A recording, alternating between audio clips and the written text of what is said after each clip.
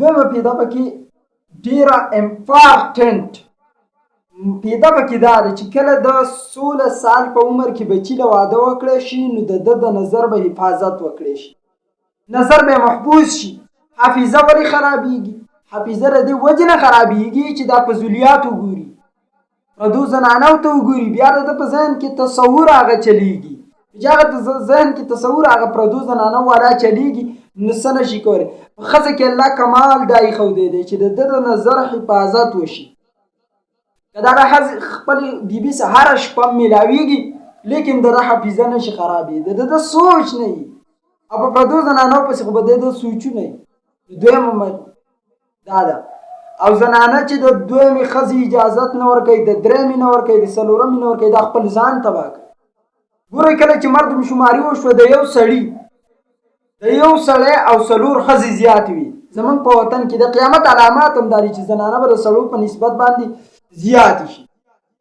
نو اوس مسله دا راغله چې کله زنانه زیاتې شوې نو د ایمان تقاضا دا ده چې کوم شیز انسان د ځان دپاره خوښوي هغه د خپل مسلمان رور دپاره خوښوي، د خپل مسلمان خور دپاره به خوښوي.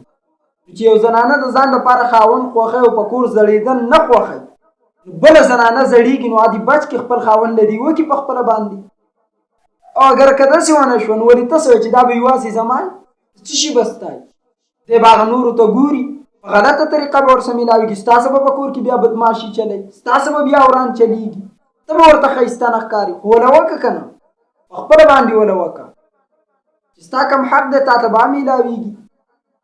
نو دویمه که ته به یې چې دا به په ما دویمه بیبي راولي او زما حق به هغه واخلي، نه د بلې د نوم نه مه یېرېږه. د عایشې رضی الله تعالی عنها نه یوه هم بهتره نه ده.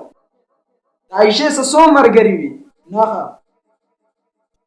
د صحابه کرامو د هر صحابي ډېرې زیاتې بیبیانې وي، د هغې نه یوې نه هم دا زمونږ دا ښې نه دي او دا داسې ښې دي دې ته د موقع میلاو شي.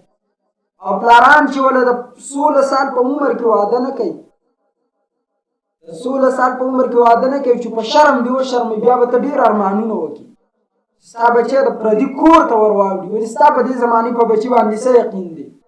ستا د دې زمانې بچي ستا کلچر پرېښوده، د پښتو کلچر یې پرېښوده. ولې دومره بزرګ دی چې په کور کې به په ارام ناست په پردۍ زنانه پسې ور واوړي، بدنام شي، ستا بدنامي ده. بیا دې وجې نه په 16 سال عمر کې واده او زنانه دې د بلې ښځې د کولو اجازت ورته ورکړي.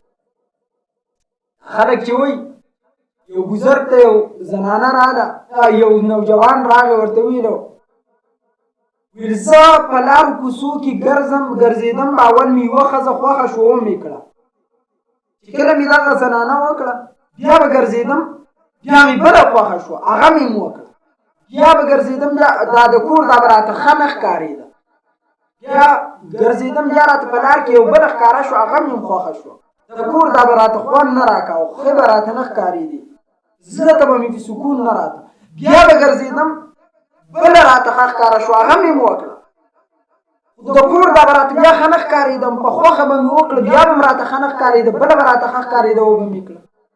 بزرګ ورته ویل که ته د دنیا ټولې زنانه وکړې تا ته به په لارو کې سپی ښایسته ښکاري، نظر دی، تا ته به په لارو کې زنانه سپی ښایسته ښکاري او تا ته به دا خپله بیبي ښایسته نه ښکاري. خپلې بیبي ته نظر وکړه. څو طریقې دي چې را کنټرول کړي په دې باندې نوجوانان په دې باندې را کنټرولېږي. اول طریقې نکاح ده، کله چې د شرمۍ بیا به پښتو به بیا په هغه ټیم کې زه ستا ومنم. اور خلک کوئی په نن زمانه کې زه چې په مسجد کې امام یم یو کچي هلک اذان کړی یو کس ویل دا بالغ نه دی ده ولې اذان وکړو؟ مال په نن زمانه کې د 14 کالو هغه مال په نن زمانه کې چې د 2 کالو کېږي یقین پې مه کوه، ځکه هغه څه پېژني چې هغه ودونه پخوا کړي هغې یې نه پېژني. او د دویمې ښځې دا نوم داسې خوږي یو بوډا دی، زه له دم له تلم ما ورته ویلي زه له دویمه ښځه کوم، یا بیمار شوی ویلي چې دا راله دم له راولي، چا ورته ویلي چې هغه به نه یو بل یو مولا دی بل له راولي، ویلي چې نه دا خبرې مې ښې کوي او دا دم هم ښه کوي، خبرې زه ښې نه کوم خو د دویمې ښځې ذکر به مې ورته کوم، خوله کې دارې نه وي، خاوندان خوشحالېږي دویمې ته. بل پرون ماته په واټساپ کې میسج راغی، ما ته لیکلی قاری صاحب په یوټیوب باندې زه ستا بیان ډېر په مینه محبت سره ګورم، لیکن د دې دویمې درېمې څلورمې ښځې نوم ترې کټ کړه. یا ہم کوئی غلام ہے جو آپ کا ہی ہم مانی، یہ سفر ہے کوئی جانا قدم قدم پہ بلائی، جن ہی زندگی ہو پیاری او یہی سے لوٹ جائے. زه غلام یم یا ترې کټ کړه. ورنه داسې ووایه چې ښځه دې هم څلور خاوندان وکړي. خلک به کم جواب ورکوي. زما جواب ورته دا دی چې ته یو وکړه، که دویم قبوله کړې ما ته هېڅ اعتراض نشته. ته یو وکړه، که دویم بیا قبوله کړې. ښځه خو چې یو وکړي دویم بیا قبلوي نه، کله یې قبلوي. دا خو چرګه وي چې وایي زه هم څلور کومه. چرګې ډېر مړونه کړي، څو بانګیان. ښځو څه دا خوند نه کوي. اسلام چې څه ویل دي زنانه دي هغه ومني. د الله قانون ته خرابوي چې ما لپاره دې مولا داسې کړي. دا د مولا په لاس کې نه دی. مولا دا ښایي چې دا کار وکړه. مولا د کفر فتوا هم نه لګوي.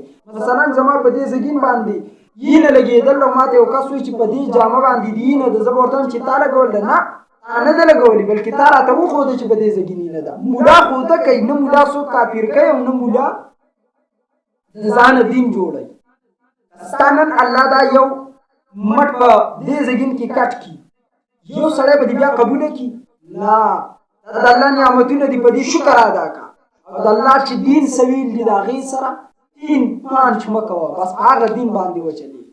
دا و دویم نمبر. الله دې په دې د عمل